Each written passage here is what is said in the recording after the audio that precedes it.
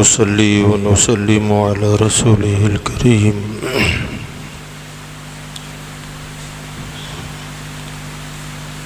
أما بعد فأعوذ بالله من الشيطان الرجيم بسم الله الرحمن الرحيم والذين آمنوا أشد حبا لله صدق الله العظيم. معزز محترم سامعین کرام، السلام علیکم ورحمۃ اللہ وبرکاتہ. ان اللہ وملائکتہ یصلون علی النبی یا ایھا الذین آمنوا صلوا علیہ وسلموا تسلیما. اللهم صل على سيدنا ونبينا ومولانا محمد وعلى آله وأصحابه وبارك وسلم صلاة وسلاما عليك يا سيدي يا رسول الله صلى الله تعالى عليه وسلم. حضرات گرامی،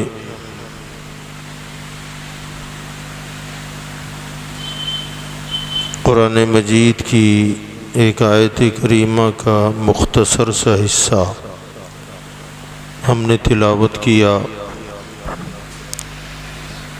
جس میں اللہ ارشاد فرماتا ہے والذین آمنوا اشد حبا للہ.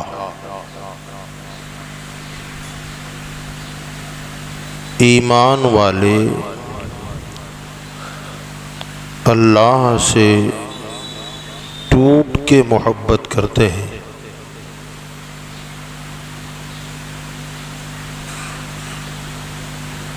عموماً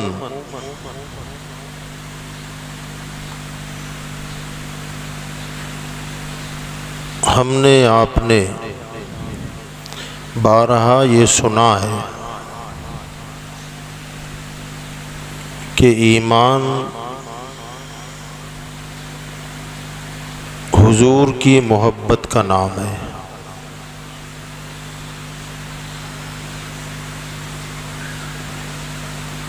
بعض لوگوں نے اس پر اعتراض کرتے ہوئے کہا کہ قرآن میں تو یہ ہے کہ ایمان والے اللہ سے محبت کرتے ہیں،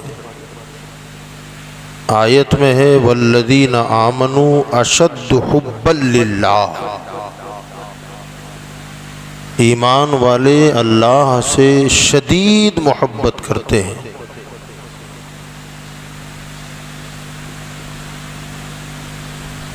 اور ہم یہ کہتے ہیں کہ ایمان حضور کی محبت کا نام ہے، اور قرآن کہتا ہے کہ ایمان والا اللہ سے محبت کرتا ہے.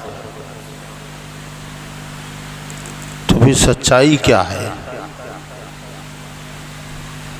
تو یاد رکھیں، جن لوگوں نے اس آیت کو پڑھ کر یہ نتیجہ نکالا کہ ایمان والا اللہ ہی سے محبت کرتا ہے اور شدید محبت کرتا ہے، ہمیں اس سے انکار ہے ہی نہیں. یقیناً ایمان والا اللہ سے محبت تو کرے گا ہی. بات یہ ہے کہ اس آیت میں اللہ نے جو فرمایا کہ ایمان والا اللہ سے شدید محبت کرتا ہے، مگر سوال تو جہاں تھا وہی ہے کہ ایمان والا محبت کرتا ہے، ایمان کسے کہتے ہیں؟ سوال تو وہی ہے. وہ تو ایمان لانے کے بعد نہ اس نے محبت کیا، تو آخر ایمان والا کون ہے؟ تو بات وہی ہے کہ ایمان کی جڑ مصطفیٰ کی محبت ہے، ایمان کی جڑ مصطفیٰ کی محبت ہے، اور اس کا پھل اللہ کی محبت ہے۔ پہلے حضور سے محبت کرے گا تو ایمان ملا، اور جب ایمان ملا اب وہ اللہ سے محبت کرے گا۔ تو اس آیت میں جو اللہ نے فرمایا کہ ایمان والے اللہ سے شدید محبت کرتے ہیں، مگر ایمان کیسے ملے گا؟ ایمان والا کب بنے گا؟ تو ایمان والا بنے گا حضور کی محبت سے۔ اور حضور صلی اللہ علیہ وسلم نے بھی خود ارشاد فرمایا، الا لا ایمان لمن لا محبت لا، جس کے دل میں میری محبت نہیں ہے اس کا ایمان نہیں ہے۔ جب تک حضور کی محبت دل میں نہیں آتی تب تک بندہ مومن نہیں ہو سکتا۔ اس کو یاد رکھیں، عموماً ہمارے بول چال میں محبت، الفت، پیار، عشق، یہ جملے بولے جاتے ہیں، اور ہم یہ سمجھتے ہیں کہ یہ سارے جملے ایک ہی معنی میں ہیں۔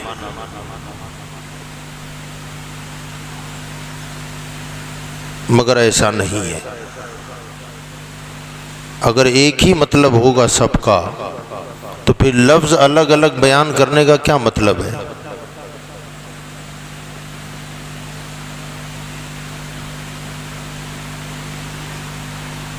پیار ہے، الفت ہے، محبت ہے اور عشق ہے، اس میں فرق ہے۔ حضور کی محبت جس دل میں آ جائے تو بندہ مومن بنتا ہے۔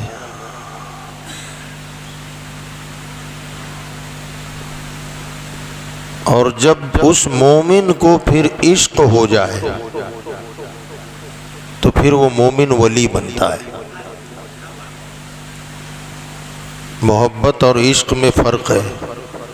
محبت ابتدائی درجہ ہے اور عشق انتہائی درجہ ہے۔ اگر خالی محبت اور عشق میں کوئی فرق ہی نہ ہو تو پھر ہم کو بھی محبت ہے حضور سے، اعلیٰ حضرت کو بھی محبت ہے حضور سے، غریب نواز کو بھی محبت ہے حضور سے، غوث اعظم کو بھی محبت ہے، تو کیا ہم میں اور غوث پاک میں کوئی فرق نہیں ہے؟ ہم میں اور اعلیٰ حضرت میں ڈیفرنس نہیں ہے؟ ہم میں اور خواجہ غریب نواز میں فرق نہیں ہے؟ تو ہم کو بھی اگر محبت ہے اور ان کو بھی محبت ہے تو پھر وہ غریب نواز کیسے ہو گئے اور ہم جہاں تھے وہیں کیوں ہیں؟ تو اس کا سیدھا سا مطلب ہے کہ ہمیں صرف محبت ہے۔ لوگ کہتے ہیں نا، ارے وہ بڑا عاشق ہے یار، نہ عاشق ہوتا تو ولی ہوتا۔ ہم کہتے ہیں میں تو عاشق رسول ہوں، یہ بول دینا الگ بات ہے، مگر اگر عاشق ہے تو وہ پھر ولی کا درجہ اختیار کر جاتا ہے، مقام ولایت اسے مل جاتا ہے۔ محبت دل کا جھکاؤ، دل کا لگاؤ، تعلق پیدا ہو جائے، چیزیں اچھی لگنے لگیں، اس کا چہرہ اچھا لگے، اس کی باتیں اچھی لگیں، اس کا لباس اچھا لگے، طبیعت میں فرحت آنے لگے، اس کی باتیں سنے تو دل کو اچھا لگنے لگے، یہ محبت ہے۔ اور عشق کا جو درجہ ہے نا، یہ عشق کا درجہ اتنا بلند ہو جاتا ہے کہ پھر اس کے نام پہ گردن کٹا کے بھی سمجھتا ہے کہ میں نے حق ادا ہی نہیں کیا ہے، وہ عشق کا درجہ ہوتا ہے۔ اور عشق جو ہے یہ عربی لفظ، محبت بھی عربی لفظ ہے اور عشق بھی عربی لفظ ہے۔ عشق عشقہ سے ہے، عشق جو ہے اس کا مادہ ہے عشقہ،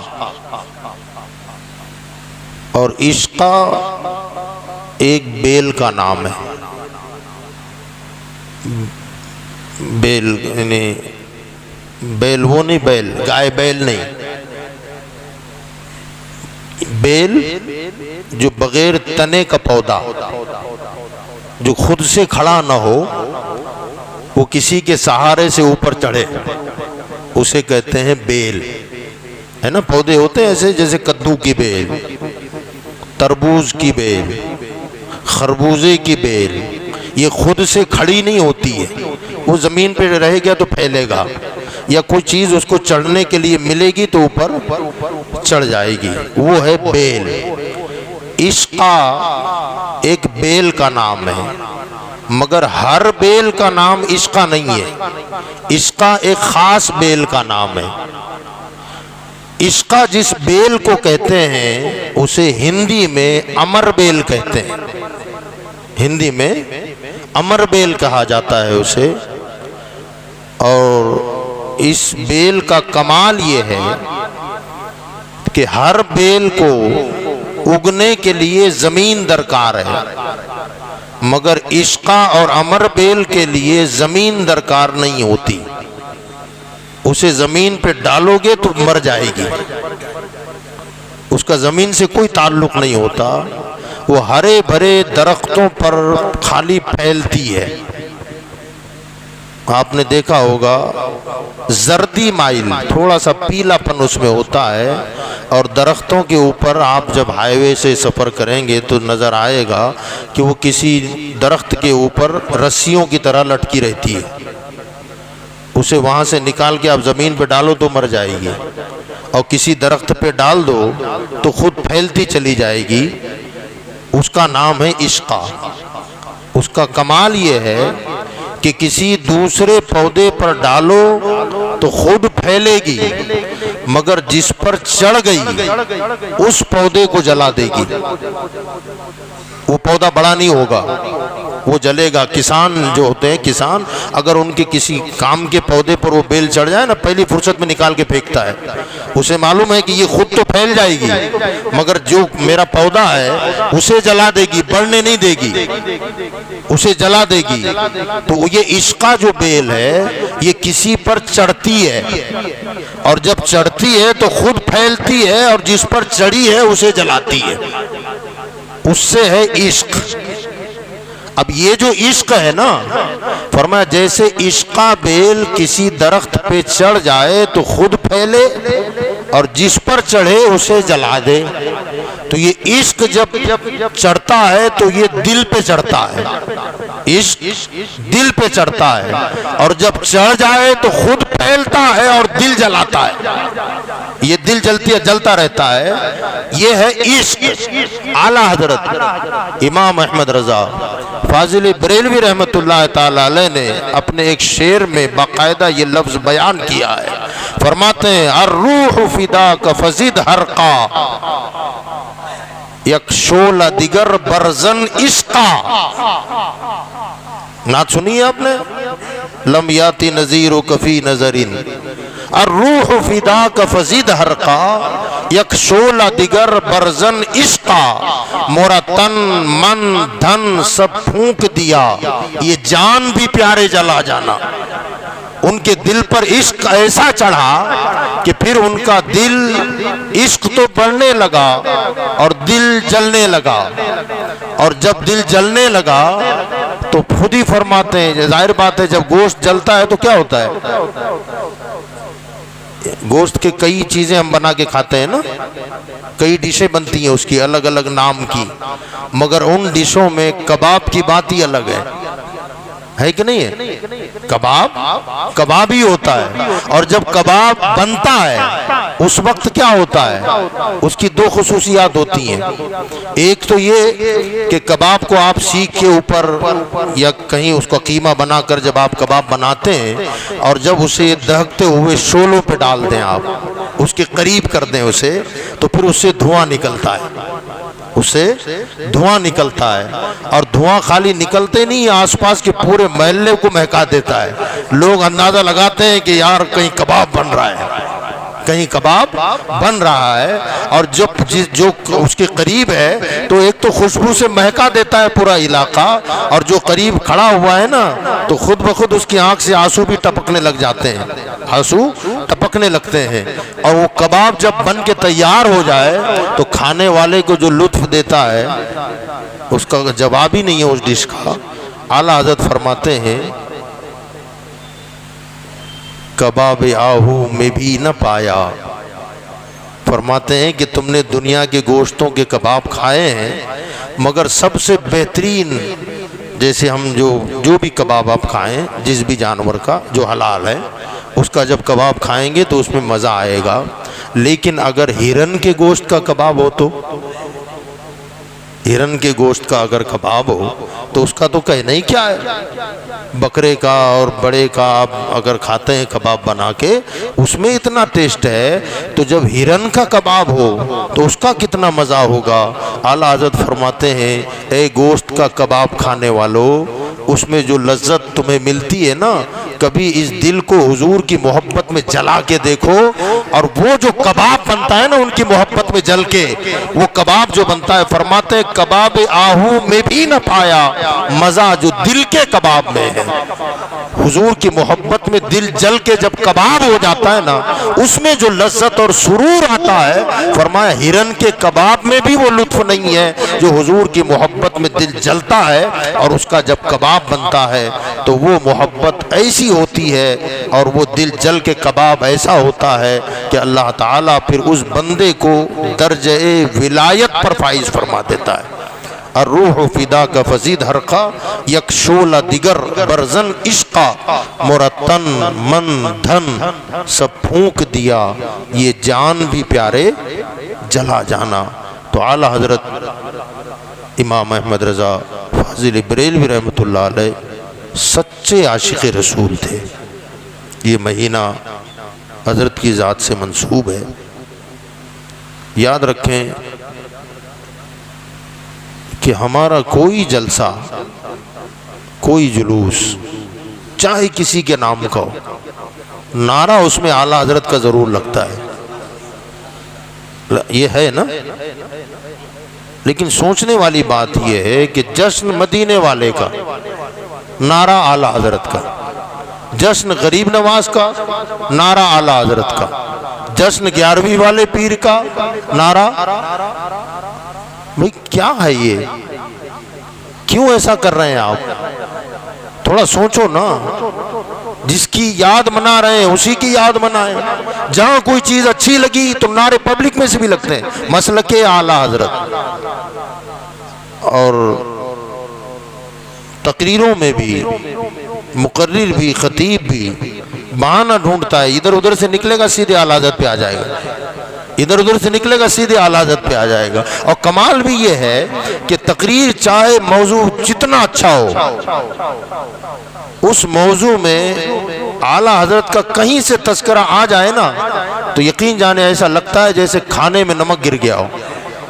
اور حضور اعلیٰ حضرت کے ذکر کے بغیر جو تقریر ہو جائے، اگرچہ چاہے جتنی اچھی ہو، مگر اس میں وہ لطف، وہ سرور، وہ لذت نہیں محسوس ہوتی. وجہ کیا ہے؟ وجہ یہ ہے کہ اعلیٰ حضرت کو میرے مصطفیٰ نے چن لیا تھا، سرکار نے چنا ہے. اس کی وجہ کیا ہے؟ یاد رکھیں یہ اللہ کا بہت بڑا کرم ہے. دنیا کا دورہ کر لیں آپ کو سنی دنیا میں مل جائیں گے. دنیا بھر میں اہل سنت والجماعت دنیا کی سب سے بڑی جماعت ہے. دنیا میں اہل سنت نام الگ الگ ہو سکتے ہیں، اہل سنت تو اکثر ہیں. عرب علاقوں میں اسے صوفی کہتے ہیں، اہل سنت کو صوفی کہتے ہیں، مگر وہ ہیں سنی. دوسری بات جو میں نے مشاہدہ کیا ہے کہ دوسرے علاقوں میں جہاں بھی اہل سنت ہیں، اور ہند و پاک بر صغیر میں جو اہل سنت ہیں، ان میں فرق آپ کو نظر آئے گا. وہ فرق یہ آئے گا کہ وہ معمولات تو سب کرتے ہیں، انگوٹا چومیں گے، فاتحہ درود ہوگا، سلام ہوگا، میلاد بھی ہوگا، مگر جو عشق کی طلب میں نے ہندوستان پاکستان کی سنیوں میں دیکھی ہے، یہ ہمیں کہیں اور نظر نہیں آتی. وجہ کیا ہے؟ کہ ہندوستان والوں کو اللہ نے احمد رضا عطا فرمایا، اعلیٰ حضرت عطا فرمایا ہے، اور انہوں نے جو کام کیا ہے، اعلیٰ حضرت کا نام ہم یوں ہی نہیں لیتے ہیں. اصل بات یہ ہے کہ ان کی خدمات، ان کا جو کام ہے، وہ کام ایسا کام ہے. آج ہم مزارات اولیاء پہ جا رہے ہیں، مدینہ میں جو محبت کی سوغات لے کے ہم جاتے ہیں، یقین جانے اگر ہمیں تعلیمات امام احمد رضا نصیب نہ ہوتی نا تو آج اللہ کے ولیوں کا عرس بھی سلامت نہ رہتا، ان کے مزارات پر چادریں سلامت نہ رہتی، ان کا نام لینے والے ہم جتنی عقیدت سے لے رہے ہیں، یقین جانے اتنی عقیدت سے ہم نام لینے کے قابل نہ ہوتے۔ یہ سرکار اعلیٰ حضرت فاضل بریلوی رحمۃ اللہ تعالی علیہ کا عطا کردہ جو مشن ہے، یاد رہے ہم کو ایمان دیا ہے خواجہ غریب نواز نے، حالانکہ ان سے پہلے ہندوستان میں اسلام آ گیا تھا، مگر ہمیں کلمہ کس نے پڑھایا؟ غریب نواز نے۔ اور حضرت خواجہ غریب نواز علیہ الرحمہ کے بعد ظاہر بات ہے یہ شرکستان تھا، کفرستان تھا ہندوستان، ایمان اور اسلام کی شمع جلانے والی ذات حضرت خواجہ غریب نواز کی ہے۔ ظاہر بات ہے انہوں نے ہمیں جو مسلمان بنایا، ہمارے باپ داداؤں کو، ان کے خلفاء نے، ان کے شاگردوں نے، ان کے مریدوں نے، یا حضرت نے خود، تو جتنے کو مسلمان بنایا، غریب نواز نے کتنے غیر مسلموں کو کلمہ پڑھایا؟ جی کتنے؟ 90 لاکھ۔ کتنے لوگوں کو کلمہ پڑھایا؟ 90 لاکھ لوگوں کو۔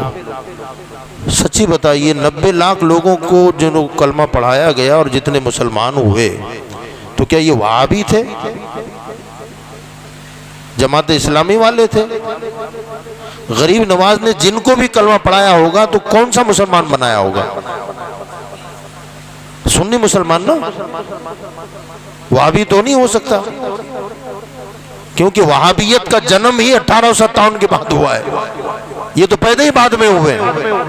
اور سرکار خواجہ غریب نواز نے جس کو بھی کلمہ پڑھایا اسے سنی مسلمان ہی بنایا۔ فاتحہ دلانا، نظر و نیاز کرنا، یہ سارے طریقے غریب نواز نے، ان کے خلفاء نے ہمیں بتائے۔ لیکن وہ دور جہاں بت پرستی انتہا پر تھی، خواجہ غریب نواز نے آ کر کے بتوں کے سامنے سے ہٹا کر اللہ کے دربار میں سجدہ کرنے والا بنایا، توحید پرست بنایا۔ تو جہاں صدیوں سے شیطان ننگا ناچ ناچ رہا تھا، خواجہ غریب نواز نے اسلام کی شجر کو یہاں ہرا بھرا کر دیا، تو شیطان کو اچھا لگا ہوگا، تو سوچتا ہوگا یہ مصیبت کہاں سے آ گئی، اچھا تھا میں ادھر جانوروں کی اور گوبر کی اور پیشاب کی ان کی پرستش کروا رہا تھا، یہ آئے اور انہوں نے ایک خدا کی معرفت کرا دی، اللہ کے رسول صلی اللہ علیہ وسلم کا مقام و مرتبہ ان کو بتا دیا۔ لیکن اب انہیں مسجد سے اٹھا کر بت خانے میں لے جانا اس کے بس کا کام نہیں تھا، کہ جس کو غریب نواز نے مسلمان بنایا ہو اسے دوبارہ بت پرست بنانا شیطان کے بس کا کام ہی نہیں تھا۔ وہ پریشان ہو گیا کہ آخر کیا کیا جائے۔ دور بدلے، زمانے بدلے، اور زمانے بدلنے کے بعد اس نے یہ دیکھا کہ اب میں ان سے کلمہ تو نہیں چھڑا سکتا، میں ان سے نماز نہیں چھڑا سکتا، میں ان سے قرآن نہیں چھڑا سکتا، کوئی ایسا پیترا چلا جائے، کوئی ایسا حربہ استعمال کیا جائے کہ کلمہ زبان پہ ہو اور ایمان نہ ہو، قرآن ہاتھ میں ہو اور ایمان نہ ہو، نماز پڑھتا رہے مگر ایمان نہ ہو، ایسا کوئی حربہ، کیونکہ اسے میں مسجد سے اٹھا کر بت خانے تو نہیں لے جا سکتا، قرآن چھین نہیں سکتا، کلمہ نہیں چھینا جا سکتا، نمازوں کی تڑپ نہیں چھینی جا سکتی۔ اب کوئی ایسا حربہ استعمال کیا جائے، ہاتھ میں قرآن ہو مگر ایمان نہ ہو، پیشانیوں میں سجدے ہو مگر ایمان نہ ہو، زبان پر کلمہ ہو مگر ایمان نہ ہو، اسلامی لبادہ ہو مگر ایمان نہ ہو، اس کے لیے لیے کیا کرنا چاہیے؟ تو وہ پیترے ہزاروں کھیلتا ہے، تو اس نے کچھ اپنے لوگوں کو ایسا کھڑا کیا، شکوک و شبہات ڈالنا، وسواس الخناس قرآن میں ہے، وسوسے ڈالنا، قل اعوذ برب الناس ملک الناس الہ الناس من شر الوسواس الخناس الذی یوسوس فی صدور الناس من الجنۃ والناس۔ وسوسے پیدا کرنا، وسوسے ڈالنا، تو یہ کام کس کا ہے؟ قرآن کہتا ہے یہ خناس کا کام ہے۔ اب یہ خناس جو وسوسے ڈالتا ہے، تو یہ خناس ہوتا کون ہے؟ فرمایا من الجنۃ والناس، یہ جناتوں میں سے بھی ہوتا ہے اور انسانوں میں سے بھی ہوتا ہے جو وسوسے ڈالے۔ تو شیطان ایسے لوگوں کو پکڑتا ہے، انسانوں بھی خناس ہوتے ہیں اور جنات میں بھی خناس ہوتا ہے۔ اب یہ خناس انسانوں میں کھڑے ہوئے، اور کھڑے ہو کر انہوں نے کیا کیا؟ ہمارے پاس آئے، ہمارے آبا و اجداد کے پاس آ کر کے کہا کہ تم ہندوستان سے یا رسول اللہ پکارتے ہو؟ ہم نے کہا ہاں پکارتے ہیں۔ تو کہا جائز ہے؟ ہم نے کہا ہاں جائز تو ہے۔ کہا دلیل کیا ہے؟ ثبوت کیا ہے؟ اب ہمارے پاس ثبوت آج ہے؟ آپ یا رسول اللہ کہتے ہو؟ پوچھ رہا ہوں، آپ سے کوئی پوچھے دلیل دو، آپ دلیل دے دیں گے؟ دلیل ہی نہیں ہے۔ سلام یہاں سے پڑھتے ہو، یا نبی سلام علیکہ، کھڑے ہو کے پڑھتے ہو، بلند آواز سے پڑھتے ہو، مل کے پڑھتے ہو، دلیل ہے آپ کے پاس؟ ثبوت ہے آپ کے پاس کہ کیوں پڑھتے ہو؟ اس زمانے میں ایسے ہی ہوا۔ فاتحہ دیتے ہو؟ ہم نے کہا ہاں دیتے ہیں۔ کیوں دیتے ہو؟ میرے ابا دیتے تھے تو میں بھی دیتا ہوں۔ نیاز کرتے ہو؟ ہم نے کہا بالکل کرتے ہیں۔ دلیل کیا؟ ثبوت ہے تمہارے پاس کچھ؟ ہم کہتے تھے نا میرے باپ دادا سے چلا آ رہا ہے، میں چھوڑوں گا نہیں، بس یہی جواب ہے ہمارے پاس، اس سے زیادہ ہمارے پاس کوئی جواب نہیں ہے۔ تم نبی کو زندہ مانتے ہو؟ ہم کہتے تھے ہاں بالکل نبی زندہ ہے۔ ثبوت کیا ہے؟ یہ خناس کھڑے ہوئے بیچ بیچ میں، کہا ثبوت کیا ہے؟ ہم کہتے ہیں نا ثبوت نہیں ہے۔ کہا کام وہی کرو جو قرآن میں ہو، کام وہی کرو جو حدیث میں ہو، کام وہی کرو جو صحابہ نے کیا ہے۔ کہا تمہارے پاس تو کوئی ثبوت ہی نہیں ہے، یہ طریقہ نیا طریقہ تم نے ہندوستان کے کافروں سے لیا ہے، یہ غلط طریقہ ہے۔ اب ہمارے دل میں ایمان تو تھا، ہم نبی کو زندہ مانتے تھے، مگر ہمارے پاس ثبوت نہیں تھا۔ آقا کا نام سن کے انگوٹھا چومتے تھے مگر دلیل نہیں تھی، ہم عرس مناتے تھے مگر دلیل نہیں تھی، یا نبی سلام علیکہ کہتے تھے مگر دلیل نہیں تھی۔ اب جگہ جگہ سوال ہونے لگے اور ہم سر جھکانے لگے، ابا نے کیا تھا، دادا نے کیا تھا، پردادا نے کیا تھا، اس سے زیادہ کچھ نہیں۔ اب ہمارے ایمانوں میں کمزوری آنے لگی، یار یہ تو قرآن کی بات کرتا ہے، یہ حدیث کی بات کرتا ہے، ثبوت میرے پاس نہیں ہے۔ اب ایمان ڈگمگ ڈگمگ کرنے لگا، ایمان کی شمع جھلملانے لگ گئی۔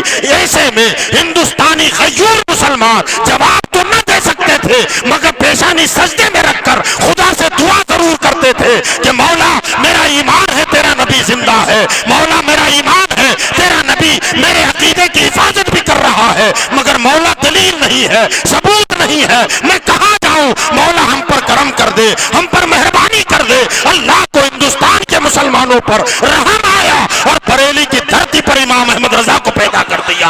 اعلیٰ حضرت امام احمد رضا بریلی کی دھرتی سے کھڑے ہوئے اور آپ نے ببانگے دہل اعلان کیا، او ظالموں، اگوتا میرے مصطفیٰ کی امت چومتی ہے، سوال ان سے نہ کرو، احمد رضا سے سوال کرو، میں جواب دوں گا۔ فاتحہ یہ پڑھتے ہیں، سوال ان سے نہ کرو، احمد رضا جواب دے گا۔ عرس یہ مناتے ہیں، جواب احمد رضا دے گا۔ یا رسول اللہ یہ پکارتے ہیں، جواب احمد رضا دے گا۔ نبی زندہ ہے، ان کا عقیدہ ہے، سوال ان سے نہ کرو، سوال احمد رضا سے کرو، سوال جواب احمد رضا دے گا۔ اعلیٰ حضرت نے جب قلم چلانا شروع کیا تو انگوٹھا چومنے پر دلیلوں کے انبار لگا دیے، عرس اولیاء کے عرس پر دلیلوں کے انبار لگا دیے، حیات النبی پر دلیلوں کے انبار لگا دیے، حضور کے علم غیب پر کتابوں کے انبار لگا دیے۔ آج تک وہابیت تڑپ رہی ہے، جواب نہیں ہے،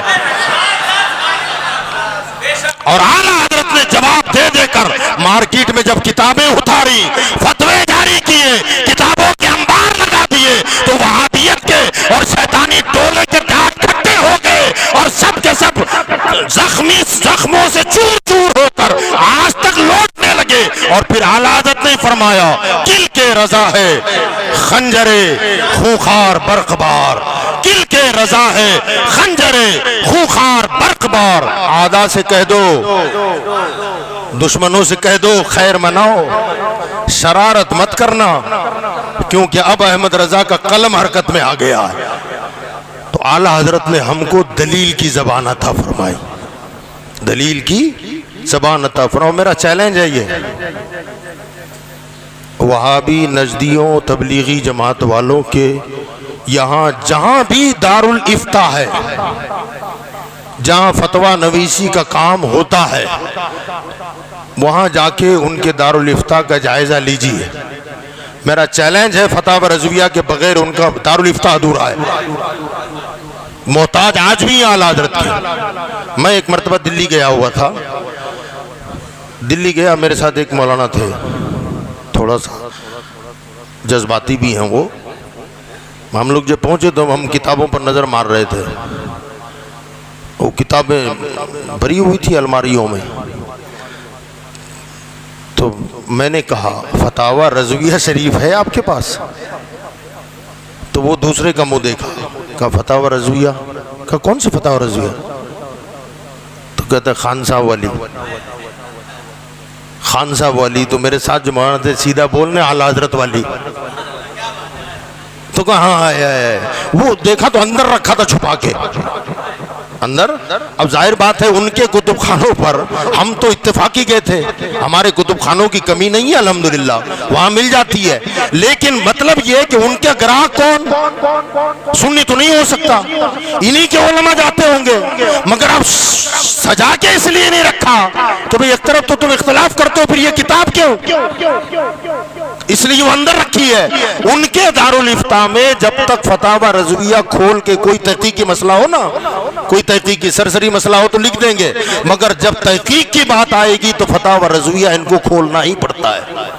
تو اعلیٰ حضرت نے ہم کو حجت کی زبان عطا فرمائی، دلیل کی زبان عطا فرمائی، اور اسی لیے انہوں نے جو کچھ اپنی کتابوں میں لکھا، یاد رکھیں وہ مذہب اہل سنت کے مطابق امام شافعی کے اقوال، امام احمد بن حنبل کے اقوال، امام مالک کے اقوال اور سیدنا امام اعظم کے اقوال جو کتابوں میں بکھرے ہوئے تھے، ان بکھرے ہوئے کتابوں کے تمام جزیات کو اپنی کتاب میں جمع کر دینا اور جمع کر کے ہمیں حجت کی زبان عطا فرمانا۔ سبحان اللہ۔ مجھے یہاں ایک بات یاد آ رہی ہے، کہہ دیں یار ذرا سبحان اللہ کہہ دیں آپ۔ ضمناً عرض کر رہا ہوں، صرف تھوڑا سا اشارہ کر دوں گا، آپ کے سمجھ میں کچھ آ جائے گا انشاءاللہ۔ مجھے جو اصل بات کرنی ہے خرید و فروخت کا جو مسئلہ ہے نا، خرید و لین دین، یہ جب سے دنیا میں انسان آباد ہوا ہے تب سے چل رہا ہے، مگر یہ خرید و فروخت کا جو سلسلہ تھا، یہ سلسلہ کی نوعیتیں بدلی ہیں، طریقے بدلے۔ پرانے وقتوں میں کیا ہوتا تھا کہ میں 10 بکری دیتا ہوں تم 1 بھینس دے دو، میں 25 کلو چاول دیتا ہوں تم 50 کلو جو دے دو، جوار دے دو، گیہوں دے دو، مال کے بدلے مال لینا دینا ہوتا تھا۔ بعد میں پھر سکوں کا چلن چلا، سکوں میں بھی معاملہ یہ تھا کہ وہ سکے تھے سونے اور چاندی کے، تو سونا ہو یا چاندی ہو مال ہی ہے۔ اب وہ سکہ جب چلتا تھا سونے کا، تو سونے کا سکہ بھئی گائے لینا ہے، بھینس لینا ہے، بکری لینا ہے، تو سونے کا وہ سکہ آپ دیتے تھے اور بکری گائے بھینس جو بھی لینا ہے وہ لے لیتے تھے۔ تو یہ جو آپ نے گائے بیل لیا ہے اس کے بدلے میں آپ نے دیا ہے سونا۔ اب وہ سونا بطور کرنسی مارکیٹ میں آپ چلائیں گے تو قیمت اتنی ہی ہوتی تھی، اور اسے اگر توڑ پھوڑ کے چورا کر دیں آپ اور پھر لے جا کے بیچیں تب بھی اس کا پیسہ اتنا ہی آتا تھا، وہ اپنا قیمت خریداری وہ کھوتا نہیں تھا۔ لیکن بعد کا جب دور آیا تو نوٹ نکلا کاغذ کا، سونے چاندی کے جو سکے تھے اسے بطور کرنسی چلاؤ تو بھی مال، اسے چورا کر کے مارکیٹ میں بیچو تو بھی مال، لیکن کاغذ کا نوٹ جب نکلا تو یہ کاغذ کا نوٹ کی اہمیت کیا ہے؟ آپ نے 10 لاکھ کا مکان خریدا، ٹھیک ہے، 10 لاکھ کی گڈیاں آپ نے لے لی، اب یہ اگر صحیح سلامت ہے تو مارکیٹ میں ویلو ہے، لیکن اس کو پھاڑ دو تو بھئی سوال یہ کھڑا ہوا کہ یہ نوٹ کے ذریعے سے خرید و فروخت جائز ہے کہ ناجائز؟ یہ مستقل ٹاپک ہے، مستقل موضوع ہے، یہ میں انشاءاللہ کسی موقع پر اس کو تفصیل سے بتاؤں گا۔ پوری دنیا کے علماء خاموش تھے، پوری دنیا کے، جب نوٹ چلن میں آیا پوری دنیا کے علماء سوچ رہے تھے کہ اب کیا ہوگا اس کا، عوام سوال کر رہی ہے، کاغذ کے بدلے ہم سونا دے رہے ہیں، چاندی دے رہے ہیں، زمین دے رہے ہیں، اور بدلے میں لے رہے ہیں کاغذ، اس کی حیثیت کیا ہے؟ اب یہ جائز ہے کہ ناجائز؟ حتیٰ کہ عرب شریف کے اس زمانے کے علماء میں سے ایک عالم کا قول ہے کہ علم ہمارے علماء کے گلوں میں تھا، معلق تھا، اور وہ قبروں میں چلے گئے، ایسے سوالات اب ہم سے نہ کیے جائیں۔ اسی زمانے میں اعلیٰ حضرت حج کے لیے گئے تھے، اعلیٰ حضرت سے یہ سوال ہوا تو اعلیٰ حضرت نے مکۃ المکرمہ میں فتویٰ کیا بلکہ کتاب لکھی، الکفل الفہائم فی احکام قرطاس الدراہم، کرنسی نوٹ کا مسئلہ، اس پر کتاب لکھی آپ نے مکہ میں، اور کتاب لکھنے کے بعد جب علماء کے پاس پہنچی، انہوں نے جب کتاب کھولی تو پہلی دلیل اعلیٰ حضرت نے جو لکھی تھی نا، تو مفتی مکہ اس زمانے کے، ان کی نظر جیسے ہی وہ دلیل پہ پڑی تو انہوں نے اپنے پیر پہ ہاتھ مارا تھا، اور ہاتھ مار کے کہا تھا کہ جمال الدین، اس سری دلیل سے اب تک تم کہاں کھوئے تھے؟ کہ یہ دلیل میں نے ہزاروں مرتبہ پڑھی ہے، مگر کہاں اسے استعمال کرنا ہے یہ احمد رضا کا حصہ ہے۔ انہوں نے اپنے پیر پہ ایسے ران پہ ہاتھ مار کے کہا تھا کہ تم اس دلیل سے کہاں بے خبر تھے جو احمد رضا نے لے لی اور تم رہ گئے؟ میں یہ بات عرض کرنا چاہتا تھا، وجہ کیا ہے؟ وہ دلیل جتنے بھی دلائل اعلیٰ حضرت نے اس میں دیے ہیں نا، وہ ساری کتابیں سب نے پڑھی تھی، وہ ساری کتابیں دلائل والی سب نے پڑھی، کسی کا ذہن ادھر گیا کیوں نہیں؟ اور اس کو لے کر انہوں نے دلیل میں پیش کیوں نہیں کیا؟ تو میں بس آخری بات یہ عرض کرنا چاہوں گا، جب میں یہ بات ذہن میں آتی ہے، پہلی مرتبہ جب میں نے اس کو پڑھا تھا اس وقت مجھے جو بات یاد آئی، لقمان حکیم کے حوالے سے آپ نے سنا ہوگا، بڑے بڑے حکیم ہوئے ہیں مگر لقمان جیسا کوئی حکیم نہیں، برابر ہے؟ خاصیت کیا تھی ان کے بارے میں پڑھا نہیں ہے مگر سنا ہے میں نے کہ جب وہ جنگل جاتے تھے نا تو درخت بولتے تھے، لقمان میرا پتا لو یہ بیماری میں کام لگے گا، میری جڑ لو یہ بیماری میں کام لگے گی، میری کھال لو یہ بیماری میں کام لگے گی، چھال اتارو یہ بیماری میں کام لگے گی، اس کا مغز لو یہ بیماری میں کام لگے گا، اس کا پھل اس بیماری میں کام لگے گا، پھل کی گٹھلی اس بیماری میں کام لگے گی۔ تو لقمان حکیم کو جڑی بوٹیاں پکارتی تھی کہ مجھے لے جاؤ، اور میرا وجدان کہتا ہے کہ قرآن اور بھی پڑھتے ہیں، حدیثیں اور بھی علماء پڑھتے ہیں، فقہ کی کتابیں اور لوگ بھی پڑھی ہیں، مگر احمد رضا جب قرآن کھولتا تھا تو قرآن کی آیتیں بولتی تھی، احمد رضا مجھے لو میں اس کام میں آؤں گی، احمد رضا مجھے لو میں اس کام میں آؤں گی۔ دوسرے علماء نے وہ کتابیں ہزاروں مرتبہ پڑھی ہے مگر وہ دلائل اخذ نہ کر سکے، اور اعلیٰ حضرت نے انہی کتابوں سے دلائلوں کے انبار لگا دیے۔ تو اعلیٰ حضرت کتاب پڑھتے نہیں تھے، کتابیں باتیں کرتی تھی اعلیٰ حضرت سے، وہ تحریرات پکارتی تھی، احمد رضا مجھے لے لو، احمد رضا مجھے لے لو، ملک سخن کی شاہی تم کو رضا مسلم، جس سمت آ گئے ہو سکے بٹھا دیے ہیں، وما علینا الا البلاغ۔